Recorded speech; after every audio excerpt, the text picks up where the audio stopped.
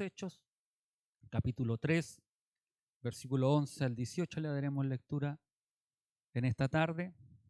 Libro de los Hechos, capítulo 3, 11 al 18. Y los que aún no se han inscrito para el curanto, no se olviden hoy día inscribirse con la hermana Karina. Ella va a tener la lista para poder inscribir a todos aquellos hermanos que aún no se han inscrito. ¿O no se ha inscrito ninguno? Ninguno se ha inscrito. Ya. Así que inscríbase, no espere que la hermana Karina llegue donde usted vaya donde ella y se inscribe para el curanto. Ya se está trabajando, ya el hermano Orlandito limpió la esta, ya preparó donde va a ser el hoyo, ya la madera ya le llegó ya, así que las piedras me parece que también ya las juntó o está en ese proceso todavía, ¿no?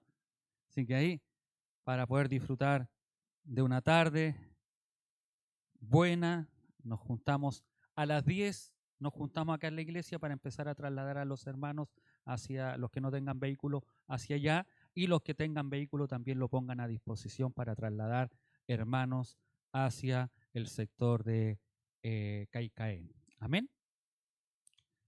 Encontrándolo, le invito a que se ponga de pies y le damos lectura en el nombre de nuestro Señor Jesucristo. Y teniendo asidos a Pedro y a Juan, el cojo que había sido sanado, todo el pueblo, atónito, concurrió a ellos al pórtico que se llamaba de Salomón. Viendo esto, Pedro respondió al pueblo: varones israelitas, ¿por qué os maravilláis de esto? ¿O por qué ponéis los ojos en nosotros, como si por nuestro poder o piedad hubiésemos hecho andar a este? El Dios de Abraham, de Isaac y de Jacob, el Dios de nuestros padres, ha glorificado a su Hijo Jesús, a quien vosotros entregasteis y negasteis delante de Pilato, cuando éste había resuelto ponerlo en libertad. Mas vosotros negasteis al santo y al justo, y pidisteis que se os diese un homicida. Y matasteis al autor de la vida, a quien Dios ha resucitado de los muertos, de lo cual nosotros somos testigos. Y por la fe en su nombre, a este que vosotros veis y conocéis, le ha confirmado su nombre.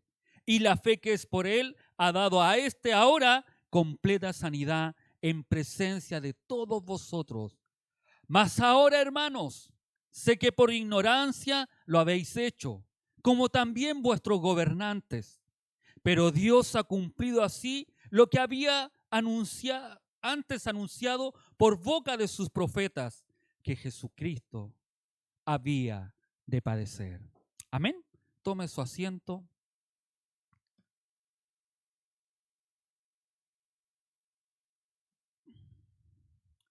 Quiero que mantengamos presente en nuestra mente lo aprendido la semana pasada con relación a este maravilloso milagro, que es la curación del cojo, que produjo una gran conmoción, ya que todo el mundo conocía al cojo que se había sentado durante tanto tiempo a la puerta del templo a pedir.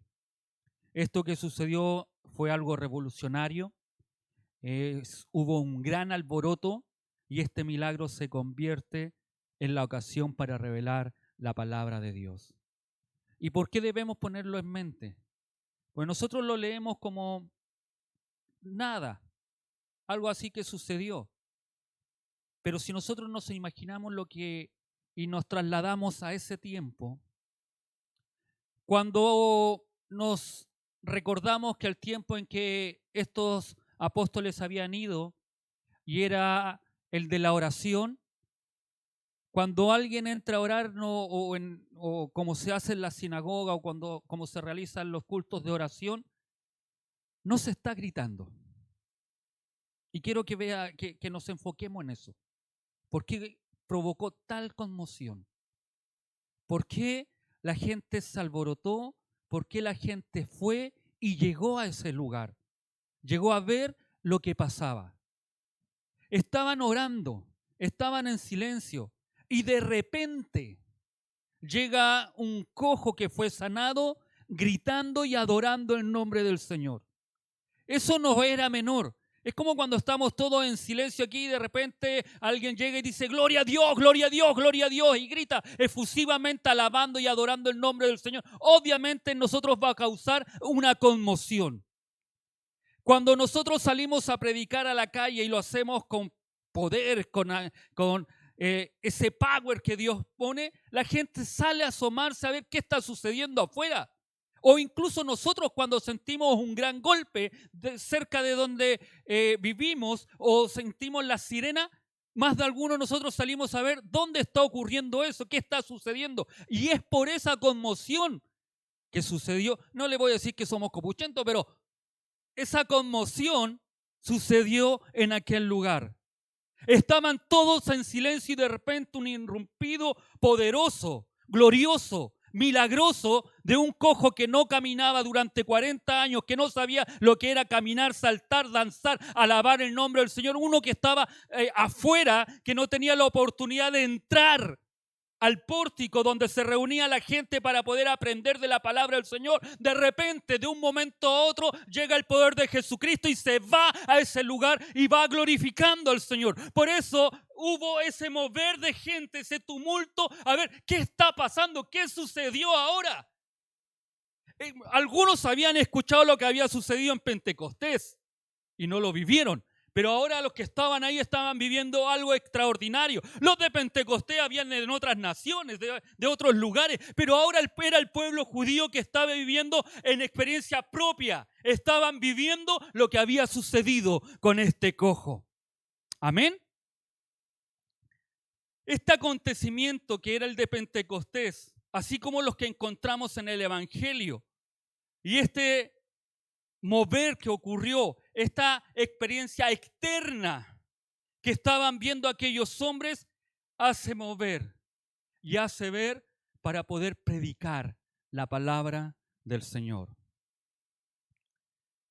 Cada cosa que ocurre nosotros debemos saberla utilizar, ya sea una sanidad, una catástrofe, milagro. Si sabemos interpretar, nos abre la oportunidad para hablar de la salvación, para hablarle a la gente. ¿Cuántos de ustedes, yo recuerdo, hermano Orlandito, cuando han explotado algunos volcanes o ha sucedido algo que es fuerte, los compañeros de trabajo se ponen a conversar, algunos dan sus tesis, elaboran sus maquinaciones tipo Salfate y cosas así, y si hay un cristiano le preguntan, ¿y qué piensas tú?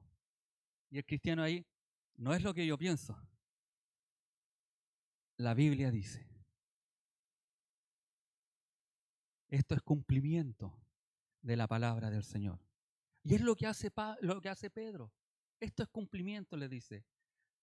La escena se desarrolla en el pórtico de Salomón, en aquella columnata que se remonta a la construcción del templo de Salomón y que se levanta en el extremo oeste del recinto del templo. El sitio tiene una especial tradición para la iglesia primitiva. En ese pórtico el mismo Jesús hablaba al pueblo y según los hechos de los apóstoles, la comunidad de discípulos solía reunirse en este pórtico a enseñarle a la gente. Por eso digo que el pueblo se reunió. Pedro habla por segunda vez al pueblo. Es un discurso que se acomoda a la manera de pensar de los judíos de la época. En este segundo discurso de Pedro, el pueblo podemos distinguir dos partes principales. La que vamos a ver hoy día, que es una de carácter apologético, haciendo ver que el milagro obrado en el cojo de nacimiento es debido a Jesucristo, a quien los judíos crucificaron, pero Dios resucitó de entre los muertos, de todo lo cual ellos son testigos. Y otro de carácter que tenía que tiene lo que el segundo, digamos, sermón de Pedro, es un carácter parenético, que se dirige sobre todo a la voluntad, al corazón y a la disposición interior del ánimo humano para exhortar, estimular y amonestar a aquellos que lo estaban escuchando, exhortando a sus oyentes al arrepentimiento y a la fe en Jesús. Si quieren, ¿y por qué en Jesús? Si querían tener parte de aquellas bendiciones que Jesucristo les daba o de aquellas bendiciones mesiánicas que estaban dadas para el pueblo de Israel. Un apremiante deseo de la proclamación de la fe apostólica fue demostrar que el nuevo mensaje está íntimamente relacionado con la revelación del Antiguo Testamento. Y Pedro aprovechó la oportunidad para hablar acerca de Jesús. Si hay algo que este mensaje nos enseña, es que no hay diferencia entre el Antiguo Testamento y el Nuevo Testamento. Normalmente nuestra pastora nos enseña y nos ha enseñado en los estudios bíblicos que el Antiguo Testamento es sombra de lo que iba a venir. Es aquellas cosas que estaban ocultas para algunos y que se desarrollan en Jesucristo y son reveladas en el Cristo de la gloria para el beneficio de cada uno de nosotros. Amén. Y eso es lo que nosotros debemos tener claro. Algunos dicen, no me gusta el Antiguo Testamento. Debe gustarle el Antiguo Testamento, porque ahí muestra a Jesucristo. Amén. Con claridad presentó su mensaje diciendo quién era Jesús, cómo lo rechazaron, por qué el rechazo fue fatal, qué necesitaban para hacer cambiar la situación. Él le dijo que todavía tenían una oportunidad. Dios seguía ofreciéndoles la oportunidad de creer y aceptar a Jesús como su Mesías y Señor. Pero muchos de ellos, le rechazaron. Lo sorprendente de esto es que si la primera vez nosotros nos asombramos que se convirtieron 3.000, después de esta predicación de Pedro, después de esta exhortación que él le hace, dice que 5.000 hombres, y lo que más cuesta a veces que los hombres se conviertan, dice la Escritura que 5.000 hombres se convirtieron después de la predicación de Cristo. Y cuesta porque somos porfiados.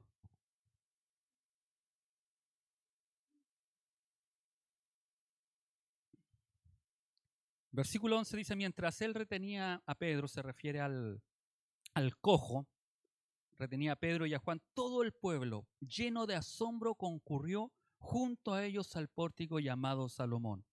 Al ver esto, Pedro habló así a la muchedumbre: hombres de Israel, ¿por qué os admiráis de esto? ¿O por qué no estáis mirando como si por nuestras propias fuerzas o por nuestra piedad hubiéramos hecho andar a este hombre? Pedro rechaza todo lo que podría hacer pensar a los hombres que este acontecimiento externo, esta sanidad, fuera por obra de los hombres. Y que reconozcan que esta acción era una acción divina exclusivamente hecha por Dios. Enfocando su atención en el Dios que ellos adoraban. No un Dios que ellos no conocían, sino que al mismo Dios que ellos adoraban, y en la aprobación y resurrección de que Jesús era Dios y que Dios lo había aprobado y no lo había rechazado, sino que al contrario, lo había glorificado. Pedro expone el milagro de la curación a la luz de Dios, del Dios que se revelaba en ese momento. Con una visión emotiva de la historia de la salvación, la mirada se dirige a la acción salvadora de Dios en Cristo Jesús.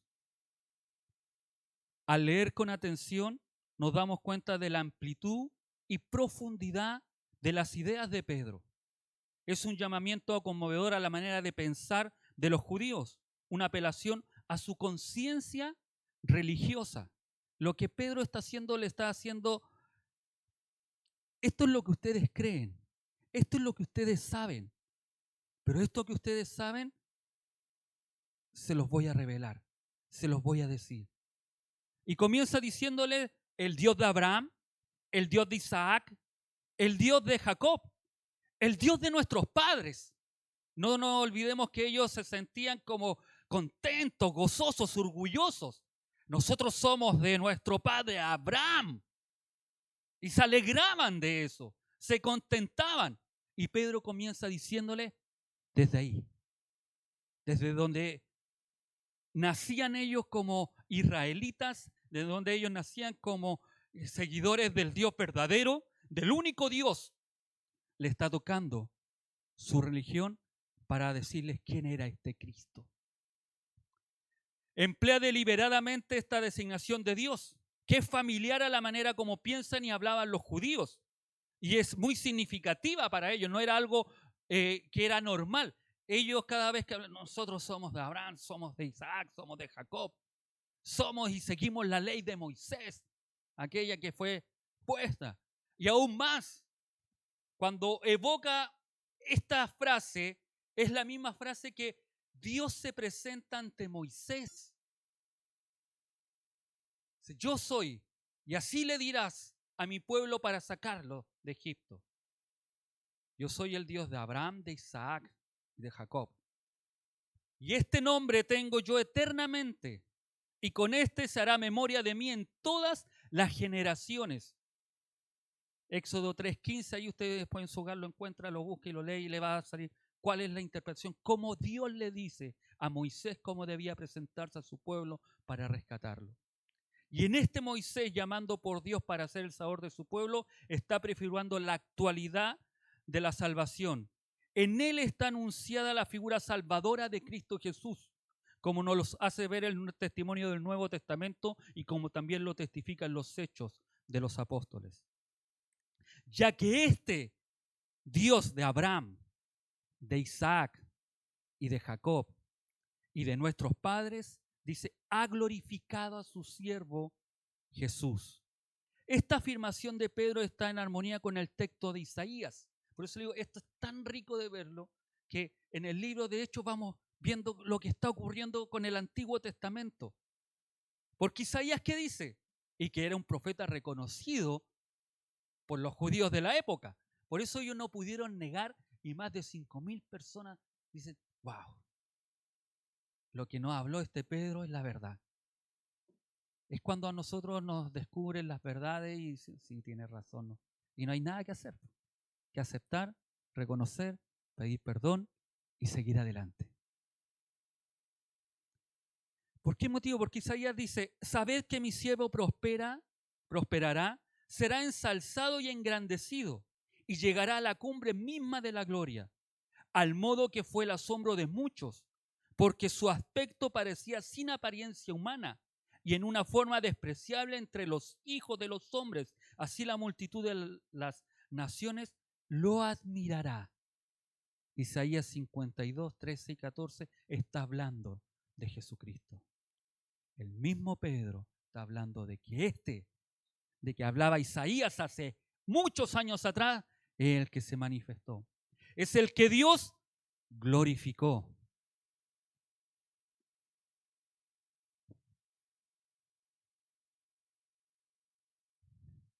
El que Dios haya glorificado a su siervo, Jesús.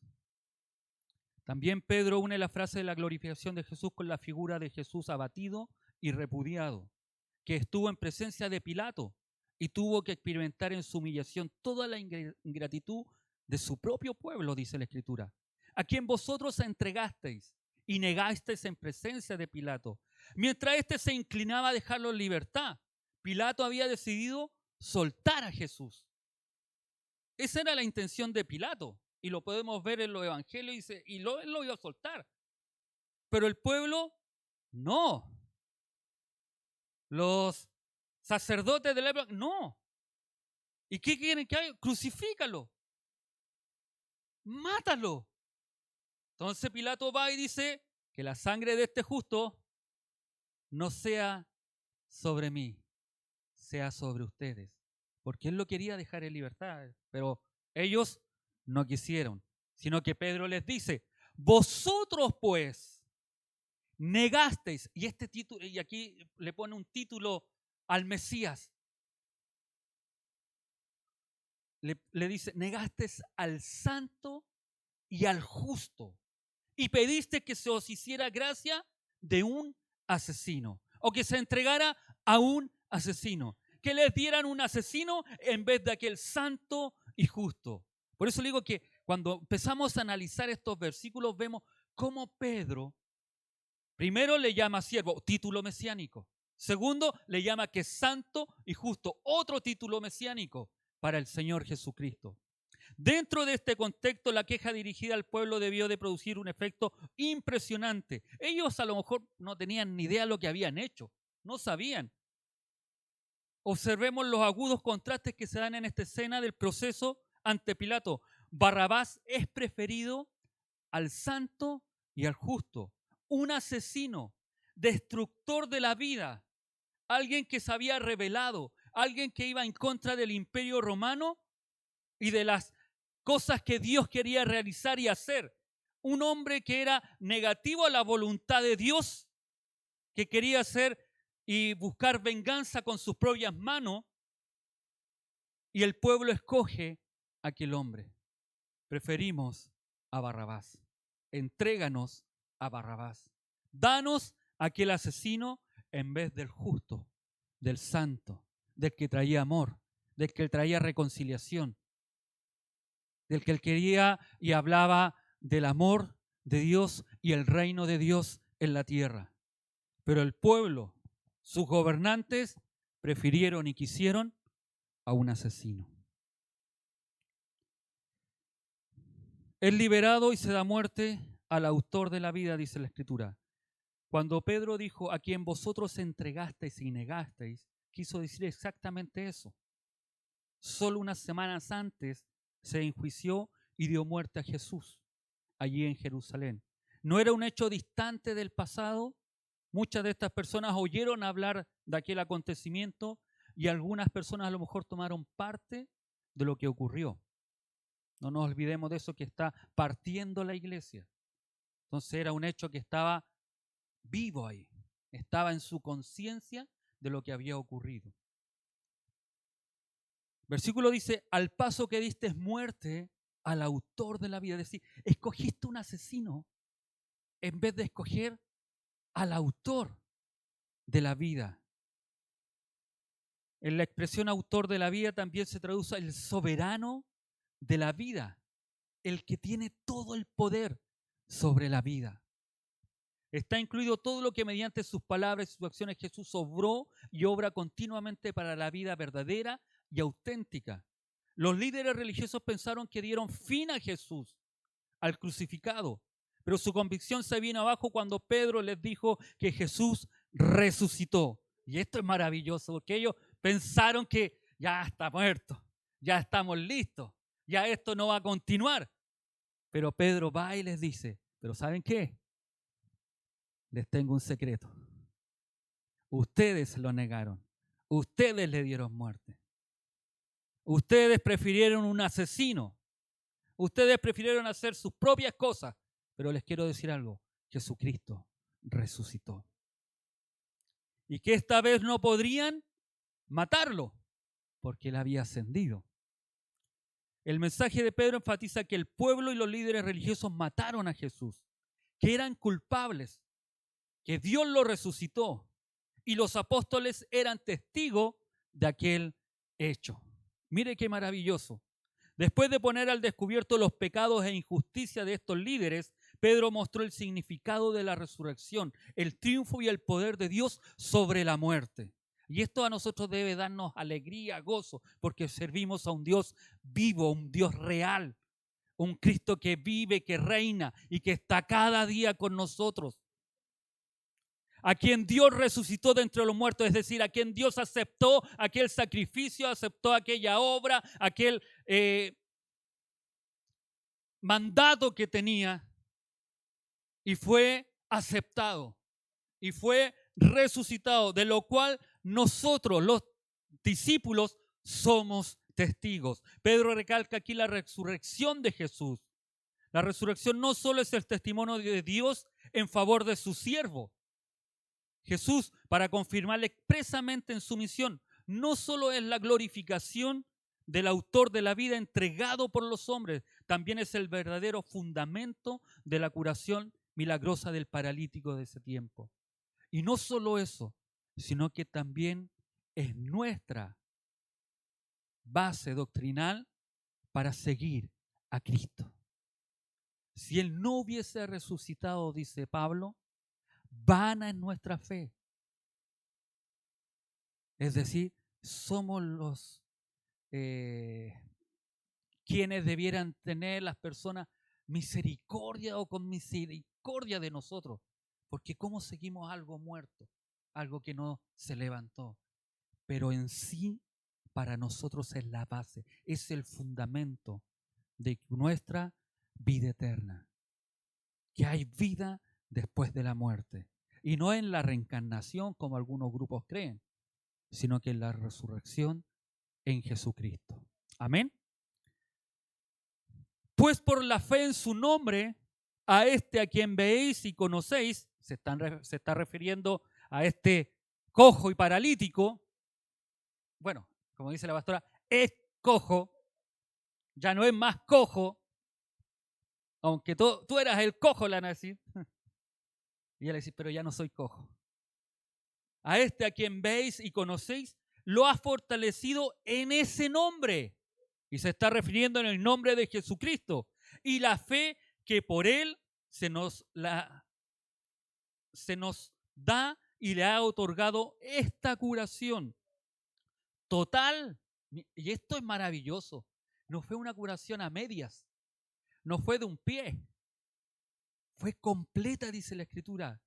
Fue una curación total en presencia de todos vosotros. Si, ninguno de ustedes puede negar que este hombre no está sano, que este hombre no fue restaurado.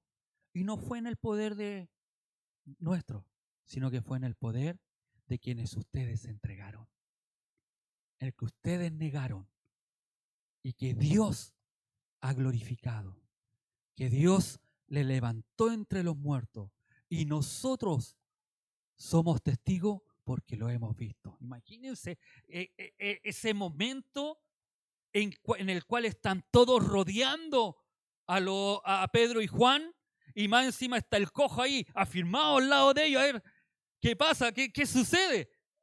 Porque así dice la Escritura, que estaba afirmado, agarrado, asido de ellos. Porque a lo mejor los otros querían, no sé qué hacerle. Quizás sacarlo de ahí porque era un testimonio real, fiel.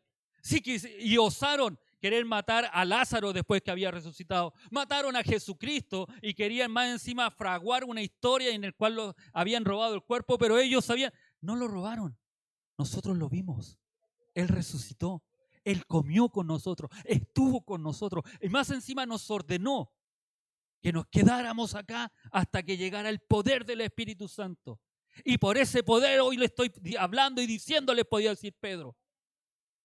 Ese poder levantó a Jesucristo de la muerte, al que ustedes crucificaron, al que ustedes negaron. Pidieron un asesino por el santo y el justo. Pero ese santo y justo, Dios lo glorificó y lo levantó de entre los muertos. Y ese justo, y en el nombre de ese justo, este que era cojo, hoy está sano. Mire qué maravilloso, qué espectacular. A lo mejor uno dice, si yo hubiese estado ahí también me hubiera convertido. Quizá hubiese sido uno de los que lo negaba en ese tiempo, pero al ver esta realidad, este hecho real, también hubiera rendido mi vida al Señor.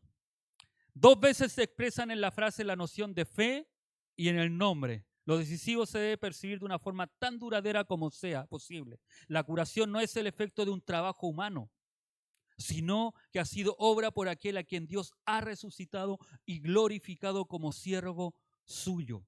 El nombre de este siervo ha enderezado al paralítico. Pedro le había curado en el nombre de Jesucristo, no en el nombre suyo, sino que en el nombre que es por sobre todo nombre. Y más aún la Escritura dice que toda rodilla se doblará ante ese nombre. Mire qué glorioso el Señor. Este nombre comprende todo el misterio de Cristo Jesús, su índole y su poder. La fuerza de este nombre se abre a la fe que confiesa a este Jesús y conoce confiadamente su cercanía, porque esta fe se vuelve eficaz por medio del Espíritu de Cristo que se nos otorga. Cada uno de nosotros tenemos aquel Espíritu de Cristo morando en nuestras vidas. El Espíritu de Dios que nos lleva a seguir confiando y creyendo en este Dios poderoso. Ayer, dentro de los temas que nos tocó a nosotros los cansados, los casados,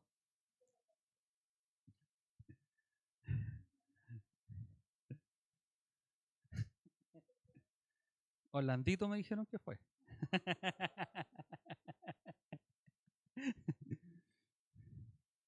El versículo 17 dice, ¿y por qué? Aprendíamos con el hermano Daniel, aprendíamos sobre el pecado de ignorancia. ¿Por qué motivo le hablo esto? Porque a veces nosotros, y el hermano Daniel decía que a veces nosotros nos justificamos porque decimos, yo no sabía. ¿Cierto? En más de alguna oportunidad alguien se excusó, yo no sabía eso, por eso yo lo hacía. Pero él nos retaba y nos decía que no es justificable. Porque no puede ser que nosotros siendo cristianos no conozcamos la Biblia. ¿Cierto? Así nos decía el hermano Daniel, así que el pecado de ignorancia como que no era, y nosotros nos justificamos a veces. Nos justificamos y decimos, no, es que yo no sabía, pastora, yo no sabía, pastor, que esto era pecado. Y usted no lee, y uno podría decirle así, yo no. ¿Y usted no lee su Biblia, hermano? ¿Usted no lee la palabra del Señor que ahí aparece? ¿Por qué motivo? Porque el versículo dice, ahora bien, hermanos, yo sé que obrasteis por ignorancia, como asimismo vuestro gobernante. ¿Sí? Como diciéndole, y el cariño que usa Pedro, esto me encanta, porque Pedro lo usa con cariño. Después que les dice que negaron, después que les dice que hicieron esto, que eran pecadores, que eran faltos, que habían preferido un asesino. Después llega y le dice, ahora bien, hermanos. Suena como amoroso, ¿cierto? Suena como, bien, ¿saben qué, hermano? Yo sé, mi madre dice la escritura, yo sé que obraste por ignorancia, que no sabías, que a lo mejor no te diste cuenta, tus ojos fueron cerrados, o eres tan llevado a tu idea que no quisiste entender lo que estaba ocurriendo y quién era Jesucristo, y lo hiciste por ignorancia. Como asimismo vuestros gobernantes. Es decir, creo que, y a lo mejor puede ser hasta un poco sarcástico aquí Pedro, como vuestros gobernantes. Pues se supone que los gobernantes eran los de la ley, los que conocían la palabra, los que oraban en las plazas, los que le decían al pueblo, más encima Jesucristo va, le dice, hagan lo que ellos dicen, pero no lo que ellos hacen. Entonces eran personas que sabían, que conocían, que esperaban al Mesías, pero no lo supieron conocer cuando estuvo ahí. Se asemeja a una frase que dice Jesucristo cuando está moribundo en la cruz. Y dice, Padre, perdónalos porque no saben lo que hacen. ¡Wow! ¿También ellos pecaron de ignorancia? Sí, eran los romanos que estaban matándolos. Y no se les podía imputar a ellos porque ellos no sabían la ley judía. No conocían que iba a llegar un Mesías. Pero aquellos que lo entregaron sí sabían. Pero Pedro les dice, por ignorancia lo hicieron.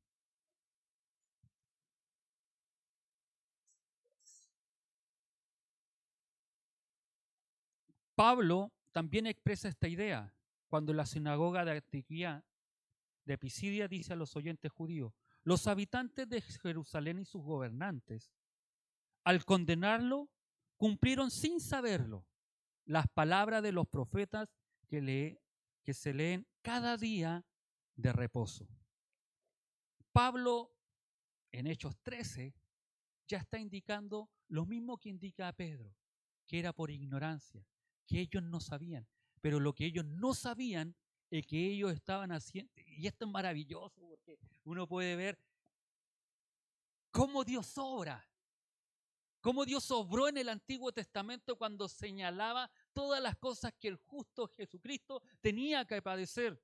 Y utilizó a los mismos judíos pajarones, a lo mejor de la época, que no se dieron cuenta, no entendieron que él era el Mesías, para hacer la voluntad de Dios, para entregar al justo, para pedir un asesino. Y no se dieron cuenta que estaban haciendo lo que Dios estaba diciendo que debían hacer. Obrasteis por ignorancia, aunque el pueblo y los gobernantes estaban cegados, esto no los excusaba con su acción. Sin darse cuenta, contribuyeron a que se cumplieran las profecías que hablan de un Mesías que iba a padecer. Por eso le digo que ellos no se dieron cuenta de lo que estaban haciendo. Una vez alguien me preguntó qué opinaba yo o qué pensaba yo sobre los gobiernos que son ateos o que van en contra de la voluntad de Dios. Yo oro por los gobernantes, les pido que Dios les dé claridad, todo eso, pero también sé que es algo que debe ocurrir para que el Señor venga.